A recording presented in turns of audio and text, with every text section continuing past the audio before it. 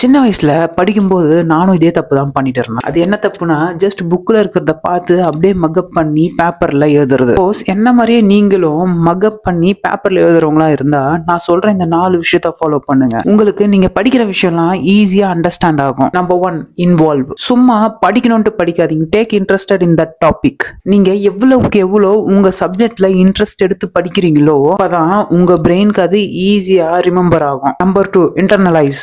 உங்க புக்ல இருக்கிற வேர்ட்ஸை மட்டும் மக்கப் பண்ணாதீங்க. அதோட ரியல் மீனிங்கை புரிஞ்சுக்க ட்ரை பண்ணுங்க. புக்ல கொடுக்கறத அண்டர்ஸ்டாண்ட் பண்ண ட்ரை பண்ணுங்க. நீங்க படிக்கிற விஷயத்தோட ரியல் மீனிங் என்னன்னு தெரிஞ்சுட்டு நீங்களே ஒரு ஐடியா கிரியேட் பண்ணுங்க, லைக் ரோட் மேப். ஸோ அது உங்களுக்கு ரொம்ப ஈஸியா கனெக்ட் ஆகும். Your brain can easily remember it. Third, associate technique. நீங்க படிக்கிற எல்லா விஷயத்தையுமே இன்டர்லிங்க் பண்ணி படிக்க ட்ரை பண்ணுங்க. ஸோ தட் உங்களுக்கு அது ரீகால் பண்ணும்போது ஈஸியா ரிமெம்பர் ஆகும். Fourth, visualise technique. நீங்க படிக்கிற ஒரு விஷயத்த ஒரு பிக்சராவோ இல்ல ஒரு சீனாவோ இமேஜின் பண்ணிக்கங்க. ஸோ தட் நீங்க எப்ப அதை ரீகால் பண்றீங்களோ நீங்க உங்க ஆன்சரை ஈஸியா ரிமெம்பர் பண்ண முடியும். ஸோ மக்கப் பண்றதை விட்டுட்டு இந்த டெக்னிக்கை யூஸ் பண்ணி படிக்க பாருங்க. ஸோ ஈஸியா உங்களால படிக்க முடியும் அண்ட் ஆல்சோ ஈஸியா ரீகால் பண்ணவும் முடியும். ஸோ மக்கப் பண்ற உங்க ஃப்ரெண்ட்ஸ்க்கு இந்த வீடியோவை